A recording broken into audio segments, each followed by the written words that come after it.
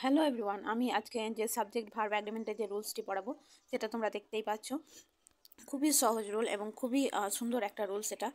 Just এখানে যে কয়েকটা ওয়ার্ড দেওয়া আছে, এই ওয়ার্ডগুলো যদি তোমরা মুখস্থ করে নাও তাহলে আর কিচ্ছু করতে হবে না।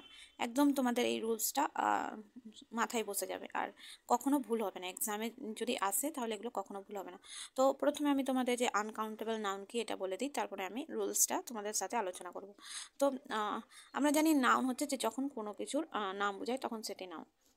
Noun is a naming word, simple কথাতে বলতে গেলে। তবে যে নাউন আছে, নাউনের টাইপ আছে, 5 প্রকার নাউন তো আছে। তাছাড়াও যে কাউন্ট মানে গণনার দিক থেকে নাউনকে 2 ভাগে ভাগ করা যায়। একটা হচ্ছে কাউন্টেবল নাউন, একটা আনকাউন্টেবল নাউন। তো তোমরা নাম শুনেই বুঝতে পারছো যে কাউন্টেবল মানে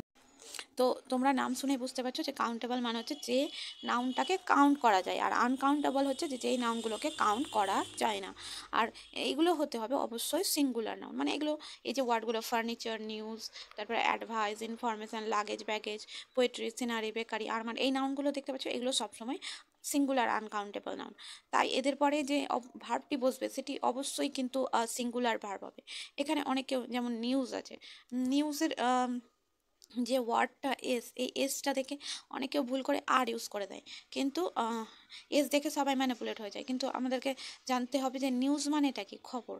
তো এবার নিউজ, তো এটা একটা খবর, এক মানে খবরের পরে তো কখনো আর হতে পারে না, না খবরগুলি তো বলেনি, নিউজ, নিউজ মানে খবর। তো এই যে নিউজ, এরপরে অবশ্যই কিন্তু ইজ বসবে। তো যে এই ওয়ার্ডগুলো বলছিলাম, এই ওয়ার্ডগুলোর পরে অবশ্যই কিন্তু সিঙ্গুলার ভার্ব বসবে। আর একটা জিনিস বলে রাখি, যে এই ওয়ার্ডগুলো যে দেখতে পাচ্ছ তোমরা, এদের পরে কখনো কিন্তু এ বা অ্যান ব্যবহার হবে না। তো তাহলে এদের সিঙ্গুলার থেকে প্লুরাল কিভাবে করব, আগে আমরা কয়েকটা উদাহরণের সাহায্যে বুঝে নিই, তারপরে নেক্সট ওটা ডিসকাস করবো। তো এখানে যে দেখো কি লিখেছি, দ্য নিউজ ইজ ট্রু। তারপর হচ্ছে poetry is a creative imagination. এরকমভাবে আরও এক্সাম্পল দেওয়া যেতে পারে, যেমন the scenery is very beautiful, I love bakery. তারপরে এরকম করে লাগেজ, ব্যাগেজ বা অ্যাডভাইস দিয়েও করতে পারো, his advice is not true. এরকম করে অনেকগুলো এক্সাম্পল তোমরা অবশ্যই ক্রিয়েট করার চেষ্টা করবে। তো এবার আমি বলি যে এই নাউনগুলোকে আমরা কিভাবে সিঙ্গুলার থেকে প্লুরাল করব।